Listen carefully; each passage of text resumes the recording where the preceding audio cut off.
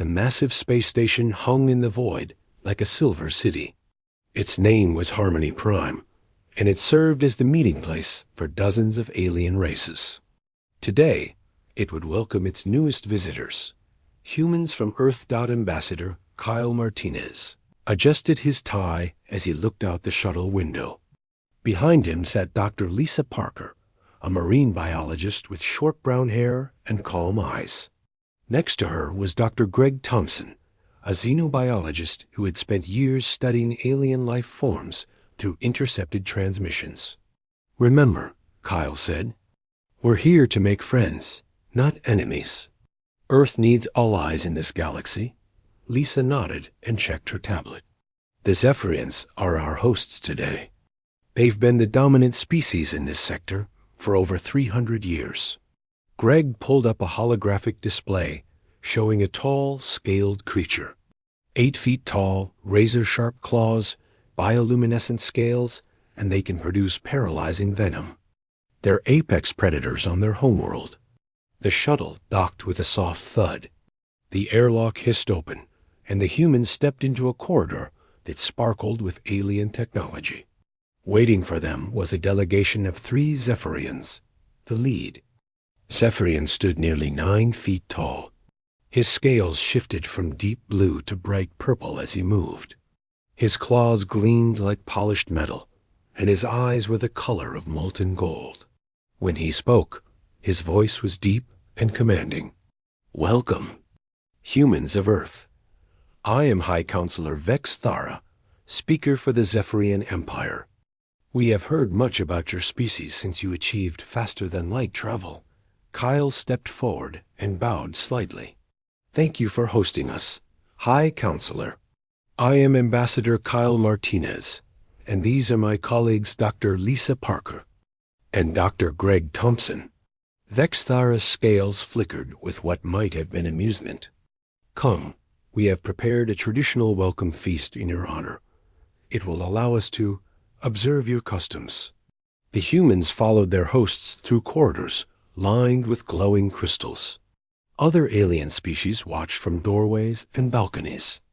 Most kept their distance from the towering Zephyrians. The feast hall was enormous, with a ceiling that showed the star field outside. The table was made of some kind of dark wood and stretched for 50 feet. Dozens of alien dishes covered its surface, most of them moving. "Please, be seated," Vex Thara said. His 2 companions took positions on either side of him. Their scales were shifting through various shades of orange and red. Kyle sat across from Vex Thara, with Lisa and Greg on either side, the other aliens. In the hall had gone quiet, all watching the humans with curious eyes. "Before we begin," Vex Thara announced, "you must understand that this is not merely a meal. It is a test of courage, a demonstration of strength. The food before you is alive and dangerous. Only true predators can consume it." He gestured to a large platter in the center of the table. On it writhed dozens of serpentine creatures, each about the size of a human arm. They had multiple rows of teeth and were snapping at anything that came near. "These are Korath worms," Vex Thara explained. "They are one of the most dangerous creatures in known space. Their bite can kill a Zephyrian in minutes. Yet we consume them alive as a symbol of our dominance." The hall fell silent. Every alien eye was fixed on the humans. Kyle felt sweat forming on his forehead. This was not what they had expected. Lisa leaned forward and studied the writhing creatures. She pulled out a small scanner and took several readings. "Fascinating," she said quietly. "The muscle structure is very similar to geoduck clams from Earth." Greg looked confused. "Geoduck clams?" "They're large saltwater clams from the Pacific Northwest," Lisa explained. "They have a similar shape, and they move around quite a bit when they're fresh. People eat them raw all the time." Vex Thara's scales had turned a deep purple. You know creatures like these?" Lisa nodded. "Oh yes, these are much prettier though. The bioluminescent patterns are beautiful." She reached for one of the worms with her bare hand. The entire hall gasped. Several smaller aliens fled the room. The Korath worm twisted toward Lisa's hand, its jaw snapping. Lisa caught it behind the head, just like she would handle a snake. The worm struggled, but couldn't reach her with its teeth. Do you have any seasoning? Maybe some lemon? Or whatever the galactic equivalent would be? Vexthara's golden eyes were wide with shock. You ... you wish to eat it? Well, that's why we're here, isn't it? Lisa said. She looked at Kyle, who nodded weakly. When in Rome, as they say. She bit into the worm. The creature's struggles stopped immediately. Lisa chewed thoughtfully for a moment, then swallowed. Not bad. The texture is a bit tough, but the flavor is quite nice. Almost like a cross between calamari and lobster. The silence in the hall was absolute. Even the other Zephyrians were. Staring at Lisa in disbelief. Greg, encouraged by his colleague's success, reached for another worm. If Lisa says they're good, I'll try one too. Kyle, despite his diplomatic training, found himself reaching for a third worm. The creature bit him on the thumb, but he barely noticed. Earth's ambassador couldn't be outdone by his own team. Within minutes, the three humans had consumed half the platter. Lisa was discussing the nutritional content with Greg, while Kyle was asking about wine pairings. Vexthara finally found his voice. In 300 years of galactic diplomacy, no species has ever just eaten the Korath worms like snacks. Lisa looked up from her scanner. Really? They're quite nutritious. High in protein, good mineral content. You could probably farm these pretty easily if you controlled their breeding cycle. Farm them? The High Counselor's voice was barely a whisper. Sure, Greg added. Back home, we farm much more dangerous things. Have you ever seen an angry bull or a territorial alligator? Now, those are scary. Kyle wiped his mouth with his napkin. This has been wonderful, High Counselor. What's the next course? Vexthara looked at his companions. Their scales were shifting rapidly through colors that had no names in human language. Around the hall, other alien species were whispering among themselves. The High Counselor had planned this feast to demonstrate Zephyrian superiority. He had expected the humans to cower, to beg for mercy, to prove that they were just another weak species seeking protection. Instead, they had treated his most honored delicacy like a casual appetizer. For the first time in his long life, Vexthara began to wonder if the Zephyrians were still the apex predators of the galaxy. 3 days had passed since the feast, and High Counselor Vexthara had not slept well. The image of humans casually eating Korath worms haunted his dreams.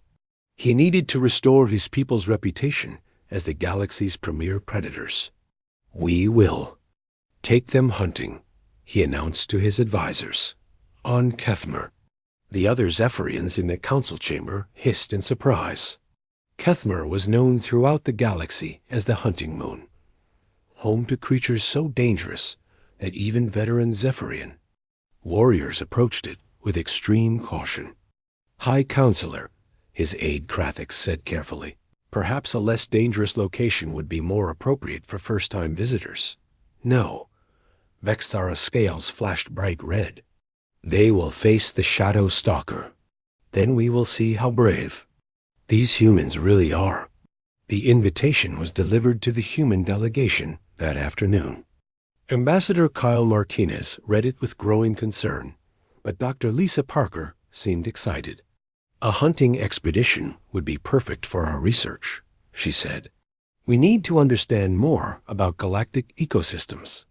Kyle looked at the report his security team had prepared. Lisa, the Shadow Stalker has killed 43 Zephyrian hunters in the past century. It's described as nearly invincible. Every apex predator seems invincible until you understand its behavior, Lisa replied. Remember, we're not going alone. The human team would include Jake Roberts, a former Navy SEAL who had become a park ranger after his military service. He was tall and lean, with the quiet confidence of someone who had faced danger many times. A fourth member was Dr. Amy Chun, a marine biologist who specialized in studying aggressive species. The journey to Kethmer took 6 hours. The hunting party traveled in a Zephyrian assault ship equipped with the latest weapons and defensive systems. Vexthara had brought his most experienced hunters, Krathix and Mordun, both veterans of dozens of Shadow Stalker encounters. Kethmer appeared on the view screen as a gray and purple world covered in twisted forests. The atmosphere was thick with mist that seemed to move on its own. Even from orbit, the moon felt hostile. The Shadow Stalker is the apex predator of this world, Vexthara explained as they prepared to land. It can become completely invisible, phase through solid matter, and its blood is so acidic it can dissolve most metals. Its claws can cut through our strongest armor. Jake nodded politely while checking his equipment. He had brought what looked like a simple rifle, along with a basic survival kit. The Zephyrians, by contrast, wore powered armor and carried energy weapons that hummed with deadly power. "How big is it?" Amy asked, taking readings with her portable scanner. "Adults can reach 15 feet in length," Mordun replied. "They hunt alone and are extremely territorial. We estimate there are fewer than 12 left on this moon." "Endangered species," Amy noted. "That's actually quite sad." The Zephyrians exchanged glances. They had never heard anyone describe a Shadow Stalker as sad. The landing was smooth, but the moment they stepped off the ship, the humans could feel the hostile atmosphere. The air was thick and humid, filled with strange scents and the distant sounds of predators. "Stay close," Vexthara warned. The Shadow Stalker could be anywhere. They moved through the twisted forest in a tight formation. The Zephyrians scanned constantly with their advanced sensors, while the humans seemed to be simply walking and observing. "The tracks are fresh," Krathix reported after 2 hours of tracking. "It passed this way less than an hour ago." Jake knelt beside a fallen tree and examined the claw marks. "Big cat behavior," he said to Amy. "See how it's marking its territory? And the spacing of the prints suggests it's favoring its left rear leg. Probably an old injury." Amy nodded and made notes. "The scat analysis shows it's been eating mostly smaller prey lately. It might be avoiding larger targets due to injury or age." Vexthara's scales flickered with confusion. "You speak of it as if it were a common animal." "All predators follow similar patterns," Jake explained. "Size and special abilities don't. Change the basics of behavior." A low growl echoed through the forest. The Zephyrians immediately raised their weapons and activated their armor's defensive systems. The humans simply stopped walking and listened. "It's circling us," Amy said quietly. "Classic ambush predator behavior. It's probably been following us for the past hour." "Where is it?" Mordun demanded, his sensors showing nothing. Jake pointed to a cluster of trees about 50 yards away. "There. You can see the displacement in the mist." The Zephyrians looked where he pointed but saw nothing. Their advanced sensors detected no life signs, no heat signatures, no movement. The Shadow Stalker attacked without warning. One moment the forest was quiet.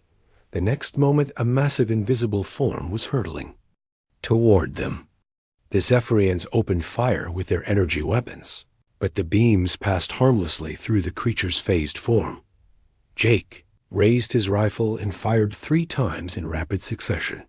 The sound of the projectile weapon was surprisingly quiet. Compared to the Zephyrian energy weapons, the Shadow Stalker materialized in mid-air, 15 feet of muscle and claws, and crashed to the ground. It was dead before it hit the earth. The forest fell silent, except for the ringing in everyone's ears. "How?" Vexthara whispered. Jake walked over to examine the creature. "Simple physics. It can phase through energy, but solid matter still affects it when it's in attack mode. The trick is timing the shots for when it commits to the attack. Amy was already taking samples. Fascinating adaptation. The phasing ability is probably electromagnetic in nature. The invisibility is optical camouflage using specialized skin cells. This is incredible, she continued, examining the creatures. Claws. The acid production is similar to what we see in some Earth arthropods, just scaled up dramatically. Vexthara stared at the dead shadow stalker. This creature has terrorized my people for generations. Our greatest warriors have died fighting it. It's a magnificent predator, Jake said respectfully, but it's still just an animal. Back home, we have grizzly bears, polar bears, mountain lions, alligators. They're all dangerous, but they're all predictable if you understand their behavior. You have creatures like this on your world? Graphics asked. Well, not exactly like this, Amy said, still taking readings. But we have plenty of apex predators. The difference is that we've learned to coexist with them instead of just fighting them. Coexist? Morden's voice was barely a whisper.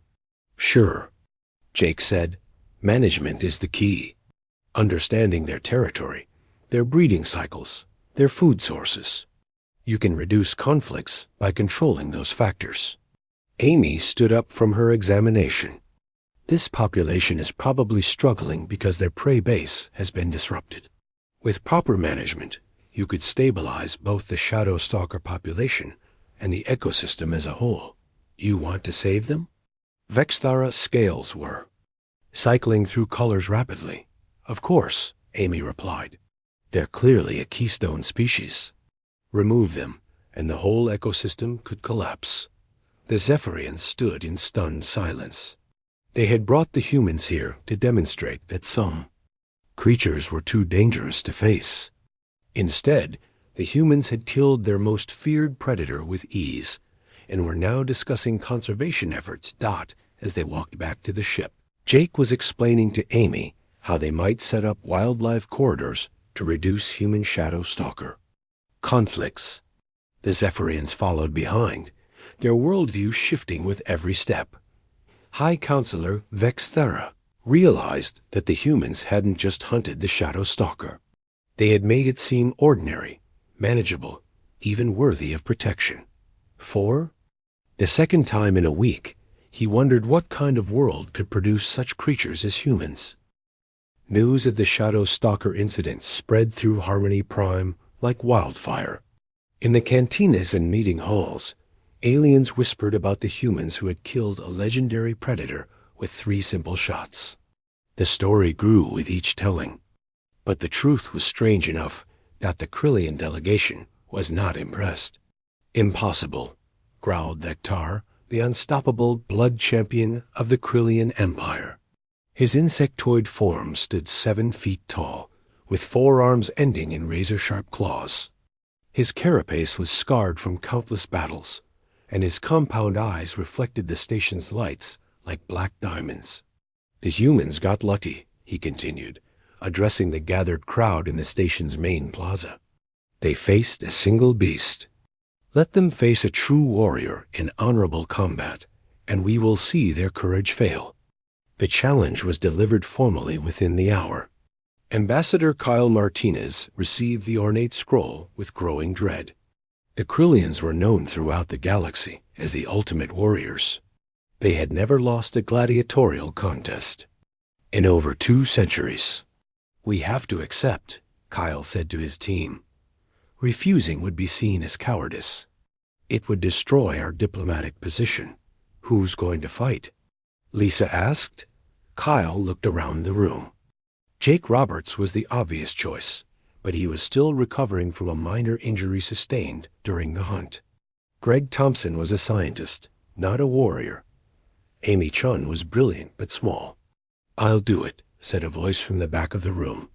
Everyone turned to see Danny Sullivan, a graduate student in xenobiology who had arrived that morning with the latest supply ship. He was average height and build, with the kind of face that was easily forgotten in a crowd. "Danny, you're a student," Kyle protested. "I'm also a former UFC fighter," Danny replied calmly. "I paid for my undergraduate degree with prize money. I know how to handle myself in a ring." Lisa pulled up Danny's file on her tablet. "He's right. Danny Sullivan, former light heavyweight champion. Retired undefeated to pursue his doctorate in alien biology." "That was against humans," Kyle said. "Vector is different. He can regenerate lost limbs. He secretes acid that dissolves flesh, and he's never been defeated." Danny shrugged. "Every fighter has weaknesses. The bigger they are, the more obvious the weaknesses become." The arena was packed. Representatives from dozens of species filled the stands, all eager to see the humans finally face a proper challenge. The Krillians had invited guests from across the galaxy to witness their champion's victory. Vector entered first, his 4 arms raised high as the crowd cheered. He wore minimal armor, just enough to meet regulation requirements. His natural weapons were far more deadly than any manufactured blade. Danny walked in, wearing simple gym clothes and boxing gloves. The crowd fell silent. He looked like he was going to the gym, not entering Mortal Kombat. "Is this some kind of joke?" Vector's voice carried across the arena through the translation system. "No joke," Danny replied. "Just keeping it simple." The referee, a neutral Axiom delegate, explained the rules. The fight would continue until one combatant was unable to continue or yielded. Medical teams were standing by, though they had little experience treating human injuries. Vector began his traditional pre-combat display. He roared a challenge that shook the arena walls. He demonstrated his regenerative abilities by tearing off his own arm and watching it regrow in seconds. He secreted acid that hissed and bubbled on the arena floor, but the crowd was worked into a frenzy. This was what they had come to see, a display of pure, overwhelming power. Danny used the time to stretch and do some light shadow boxing. He looked around the arena, noting the lighting, the surface texture, the gravity differential. "Gravity's about 20% lighter than Earth standard," he called to his corner. "This should be easy." The bell rang. Vector charged forward, all 4 arms extended, acid dripping from his claws. His battle cry echoed off the arena walls. Danny sidestepped at the last second, using Vector's momentum against him. The alien warrior crashed into the arena wall with tremendous force. "First rule of fighting," Danny said conversationally, "never charge straight at someone who knows how to move." Vector spun around, swiping with all 4 arms in a deadly pattern.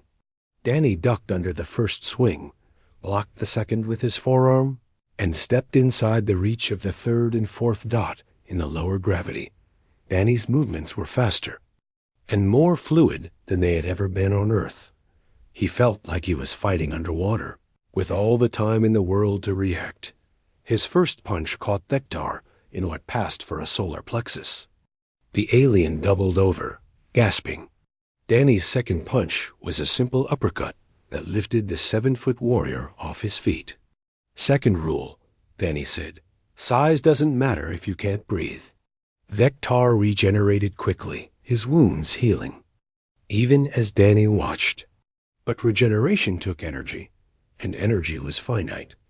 The alien warrior tried a different approach, using his acid secretions to create a corrosive barrier. Danny simply grabbed a handful of arena sand and threw it at Vector's compound eyes. The warrior was blinded for just a moment, but that was all Danny needed. He moved behind Vector and applied a simple wrestling hold, something he had learned in high school. The alien's extra arms were actually a disadvantage here, creating multiple weak points in his joint structure. "Third rule," Danny said, applying pressure to a joint that bent in a way evolution had never intended. "Anatomy is anatomy. Doesn't matter what planet you're from." Vector struggled, but the hold was perfectly applied. His acid secretions couldn't reach Danny, and his regenerative abilities were useless against a joint lock. "I yield," Vector gasped. The arena fell. Silent. Then, slowly, the crowd began to murmur. The murmur grew to a buzz, then to a roar of disbelief. Danny released the hold and helped Vector to his feet. "Good fight," he said. "You've got great instincts. If you want, I could show you some techniques that might help with your footwork." Vector stared at him. You wish to teach me?" "Sure," Danny said. "Fighting is about learning, not just winning. You've got natural advantages I'll never have. But technique can be learned by anyone." The medical team rushed onto the arena floor, but both fighters waved them off. Vector's injuries were already healing, and Danny had barely been. Touch dot in the stands, the alien spectators were trying to process what they had witnessed. The unstoppable Krillian champion had been defeated by a human. Graduate student who treated the fight like a training session. Ambassador Kyle Martinez was fielding questions from dozens of reporters. How did he do it? They asked. What special weapons did he use? What secret techniques? No special weapons, Kyle replied. No secret techniques. Just basic human combat training and an understanding of physics. The Krillian delegation was in chaos. Their greatest champion had been defeated, their reputation shattered. But Vector himself seemed oddly pleased. Your species is remarkable, he said to Danny as they left the arena. On my world, we fight to prove dominance, but you fight to understand. There is wisdom in this, Danny nodded. Every species has something to teach. I learned a lot from watching you move. That regeneration ability could be really useful if you combined it with different fighting styles. As they walked through the station's corridors, other aliens pressed against the walls to let them pass. Word was spreading that the humans had done the impossible again. But for Danny, it had just been Tuesday. Back home, he had faced opponents who were bigger, stronger, and more aggressive than Vector. The alien warrior was impressive, but he was still just another fighter with strengths and weaknesses. The real difference, Danny realized, was that most species in the galaxy fought to dominate. Humans fought to understand. And understanding, in the end, was the greatest weapon of all. The Galactic Council chambers had never been so tense. Representatives from 57 species sat in worried clusters, their conversations hushed and urgent. The human delegation had been on Harmony Prime for 3 weeks, and every encounter had shattered long-held beliefs about Galactic Hierarchy Counselor Zethara of the Nexus Collective called for order. Her crystalline form chimed like wind bells as she spoke. We have a situation that requires immediate attention. The humans have proven unexpectedly capable. Perhaps it is time to test them properly. Murmurs of agreement rippled through the chamber. High Counselor Vexthara's scales flickered with nervous energy. What do you propose? Zarian Prime, Zethara said simply. The chamber fell silent. Zarian Prime was spoken of in whispers, a world so dangerous that it had been quarantined for over a century. The planet's ecosystem had been overrun by creatures called void devourers, organisms that consumed both living and non-living matter with equal hunger. That is not a test, protested Morketh of the Spiral Federation. That is execution by proxy. Perhaps, Sever replied. But if they survive, we will finally understand what we are dealing with. The assignment was presented to the humans as a routine ecological survey. Ambassador Kyle Martinez read the mission briefing with growing alarm, but his science team was already preparing equipment. Zarian Prime has been abandoned for 112 years, Dr. Tony Garcia said, reviewing the data. The void devourers appeared suddenly and consumed the entire colonial infrastructure within 6 months. Sarah Kim, the team's environmental engineer, was studying atmospheric readings. The planet is still habitable. Good oxygen levels, reasonable gravity, adequate water sources. The question is what's been happening to the ecosystem in the past century. The third member of the survey team was Captain Lisa Davis, a former Marine who had transitioned to xenobiology security. She was responsible for keeping the scientists alive while they worked. According to these reports, Lisa said, the void. Devourers can eat through starship hulls, dissolve concrete, and consume organic matter faster than it can regenerate. They reproduce rapidly and show no fear of any known weapons. The Galactic Council observers would monitor the mission from orbit. Counselor Zethara personally led the observation team, along with several military advisors from various species. We expect to document the first human defeat, one advisor said quietly. This will provide valuable data on their limitations. They. Survey ship dropped out of hyperspace at the edge of the Zerian system. Zerian Prime appeared on the view screen as a blue-green world that looked deceptively peaceful. Scans show extensive void devourer activity, reported the ship's computer. Multiple large colonies detected across all continents. Infrastructure remained show complete consumption patterns. Tony pulled up the biological data. They're definitely active. Population estimates suggest several million individuals, possibly more. Any signs of the original colonists? Sarah asked. None, the computer replied. All organic and inorganic colonial materials have been consumed. The landing shuttle touched down in what had once been the capital city. Now it was just empty. Foundations and scattered debris. The buildings, roads, and vehicles had been completely consumed, leaving only basic geological features. Stay close, Lisa warned as they stepped onto the planet's surface. We don't know how they detect prey. The first sign of void devourer activity came within minutes. The ground beneath their feet began to vibrate with a low humming sound. Tony immediately began taking readings. Fascinating, he said. The vibrations are consistent with large-scale tunneling activity. They're mining the substrate. Sarah knelt and examined the soil. Look at this. They're not just consuming randomly. There's a pattern here. They're processing the raw materials and excreting refined compounds. From orbit, Counselor Zethara watched the video feed with growing anticipation. How long before they realize the danger? The void devourers should attack within the hour, her military advisor replied. The humans cannot possibly survive direct contact. But the humans were not behaving as expected. Instead of showing fear or caution, they were setting up research equipment and taking samples. These aren't mindless destroyers, Tony announced after studying his readings. They're ecosystem engineers. They're breaking down complex materials and rebuilding them into simpler, more stable forms. A group of void devourers emerged from a nearby tunnel system.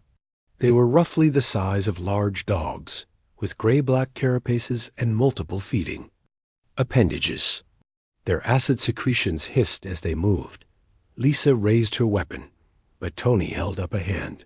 Wait, watch their behavior. The void devourers approached the human equipment but didn't attack. Instead, they began examining the foreign materials with obvious curiosity. They're not aggressive, Sarah observed. They're investigative. Look, they're testing the chemical composition of our gear. One of the creatures began to nibble on a discarded food wrapper. Another was investigating the shuttle's landing gear. They showed no interest in the humans themselves. It's like watching raccoons, Tony said with growing excitement. They're opportunistic feeders with high intelligence and problem-solving abilities.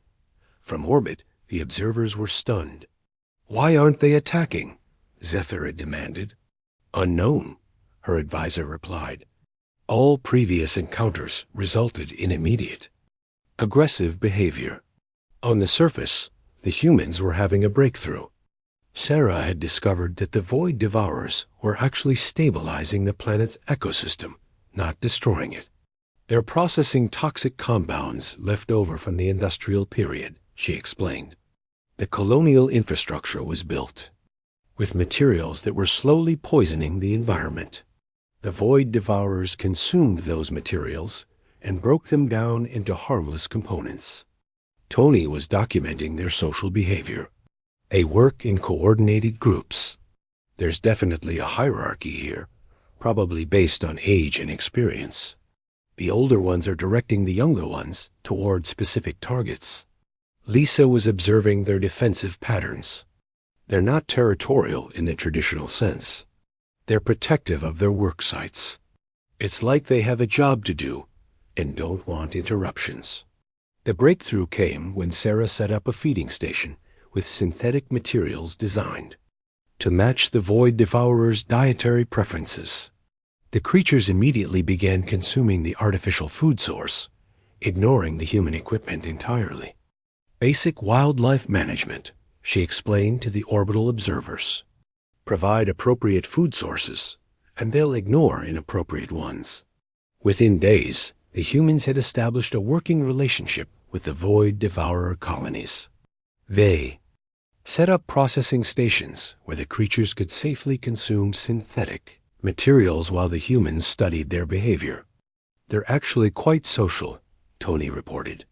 They have complex communication systems and show genuine curiosity about new environments. The aggressive behavior from previous encounters was probably defensive.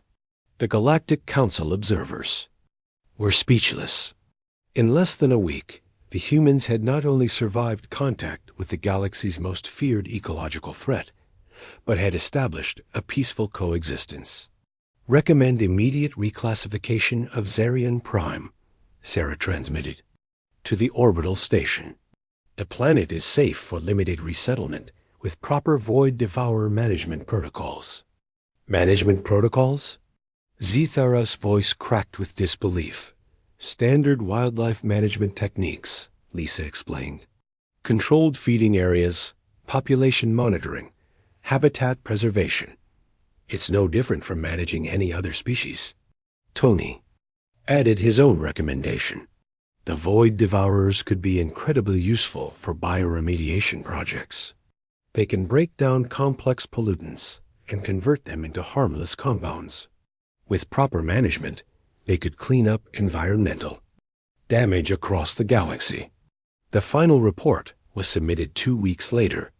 Zarian Prime was declared safe for resettlement, with the void devourers reclassified as a beneficial species requiring conservation protection got in the Galactic Council chambers. The representatives sat in stunned silence. The humans had done more than survive their encounter with the galaxy's most dangerous creatures. They had made friends with them. How? Whispered Counselor ZETH single quotes era.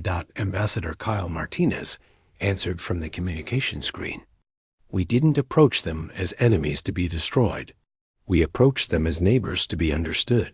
Once we understood their needs, cooperation was natural. As the session ended, the alien representatives filed out in confused groups. Everything they thought they knew about predator-prey relationships had been overturned. The humans, meanwhile, were already planning their next project, a comprehensive survey of other abandoned worlds. If Zarian Prime was any indication, the galaxy was full of misunderstood species waiting for proper management. 6 months after first contact, the Grand Assembly of the Galactic Council convened for the most important session in recorded history. Representatives from over 200 species filled the massive chamber, their various forms creating a tapestry of alien diversity. At the center of attention sat the human delegation, looking remarkably ordinary among the exotic aliens surrounding them. Ambassador Kyle Martinez stood at the central podium, a simple tablet in his hands. The document he was about to present would change the balance of power in the galaxy forever. Honored representatives, Kyle began, Earth formally requests admission to the Galactic Council as a senior partner species with full voting rights and administrative authority over ecological management throughout council space. A wave of startled sounds rippled through the chamber. Senior partner status was reserved for species that had dominated galactic politics for millennia. The Zephyrians, Krillians, and Nexus Collective had held those positions for over 1,000. Years.high Counselor Vexthara's scales shifted to deep purple. The humans request senior status after only 6 months? This is unprecedented. The precedent, Kyle replied calmly, has been established by our actions, not our tenure. He activated his tablet, and holographic displays appeared throughout. The chamber.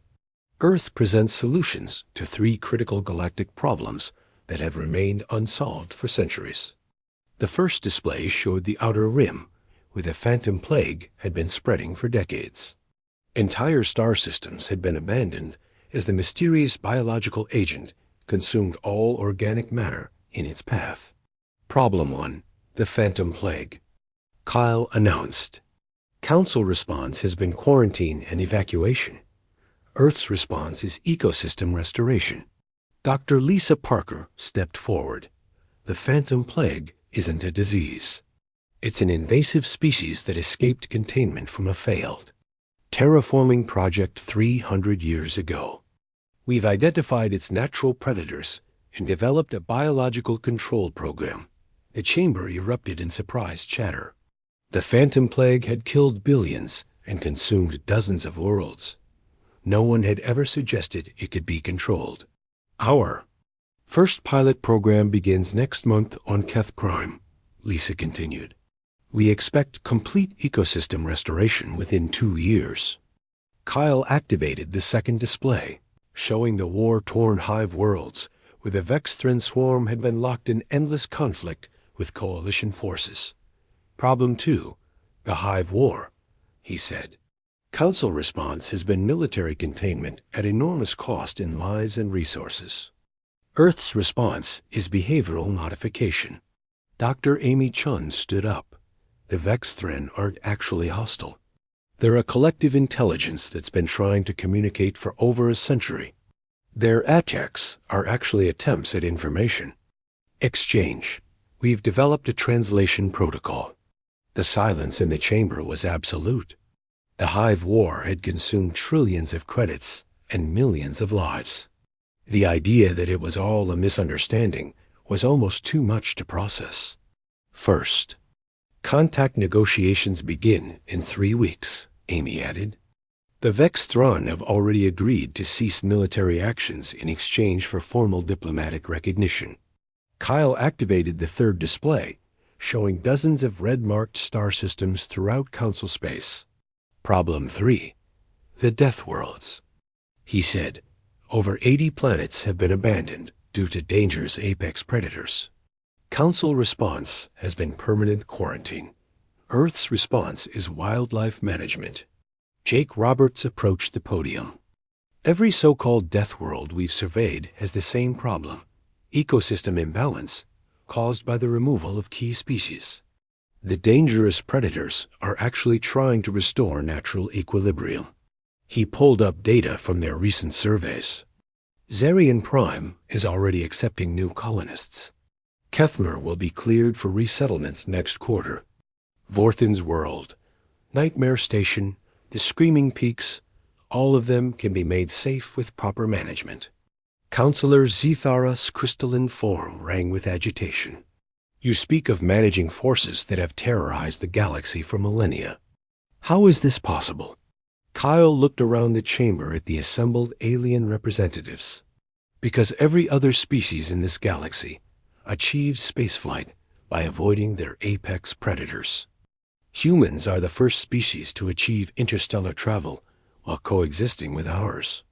Dr. Tony Garcia stepped forward with his own presentation. Earth's current ecosystem includes over 1,500 species that would be classified as galactic level. Threats. We don't just survive alongside them, we protect them. The display showed images from Earth. Great white sharks, grizzly bears, venomous snakes, aggressive primates, predatory birds, poisonous insects. Our pets alone represent a catalog of potential bioweapons, Tony continued. Domestic cats kill over 20 billion small animals per year on Earth. Dogs have bite forces that can crush bone. We live with these creatures in our homes. The alien representatives were leaning forward in their seats, studying the images, with fascination and horror. Your children play with these creatures? Asked Morkith of the Spiral Federation. Our children are raised by them, Kyle replied. On Earth, apex predators aren't enemies to be defeated. They're neighbors to be understood. High Counselor Vexthara stood slowly. His scales had cycled through every color in the spectrum during the presentation. You're saying that humans are themselves apex predators? No, Kyle said quietly. We're saying that humans are the apex predators. Every dangerous species in this galaxy, your shadow stalkers, your void devourers, your Korath worms, they would fit comfortably into Earth's existing ecosystem. The chamber was silent, except for the soft sounds of various species breathing, humming, or clicking in distress. Danny Sullivan, the graduate student who had defeated Vector, stood up. The real difference isn't that we're stronger or more dangerous. It's that we learned cooperation instead of domination. We didn't become apex predators by killing everything else. We became apex predators by making everything else our allies. Dr. Sarah Kim activated one final display. Earth requests permission to begin immediate relocation operations. We can provide safe habitat for endangered predator species throughout Council space. Our preliminary estimates suggest we can accommodate approximately 73% of currently threatened apex predators with minimal environmental impact. The implications hit the chamber like a physical blow. The humans weren't just offering to solve the galaxy's problems, they were offering to adopt its monsters. Vector the Unstoppable, who had become something of a student of human combat. Techniques stood up. I have fought this human, he said, pointing to Danny. I have learned from him. The strength of humans is not in their weapons or their technology. It is in their ability to see enemies as potential friends. Captain Lisa Davis added, Earth's military doctrine has always been based on the principle that the best victory is the one where your enemy becomes your ally.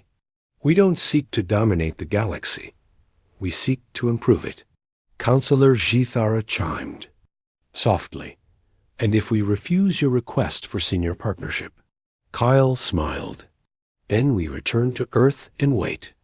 Eventually, the galaxy will need our help badly enough to ask for it. But by then, the problems will be much worse, and the solutions much more expensive. The vote was held in emergency session that same day. It wasn't even close. Earth was granted senior partnership status by a margin of 93%, the largest consensus vote in Galactic Council history. As the humans filed out of the chamber, alien representatives approached them with requests, questions, and offers of cooperation. The Zephyrians wanted to learn human hunting techniques. The Krillians requested training exchanges. The Nexus Collective offered to share their most advanced technologies. But the moment that would be remembered in galactic history came when High Counselor Vexthara approached Ambassador Martinez. I have one question, Vexthara said, his scales showing colors of respect and curiosity. What apex predators await us on Earth? Kyle thought for a moment. Well, there are the obvious ones, sharks, bears, big cats. But the real apex predators on Earth are the humans who choose to protect everything else. As the delegation prepared to return to Earth, they left behind a galaxy that was fundamentally changed. The age of fear was ending, replaced by an age of understanding. The monsters of the galaxy finally had someone who understood them. And for the first time in galactic history, that someone wasn't afraid. In the weeks that followed, as news of the vote spread throughout Council space, a new phrase began appearing in alien languages across dozens of worlds. Translated into Basic, it meant simply, call the humans. Because sometimes the best way to deal with a monster isn't to fight it. Sometimes the best way is to make it a friend.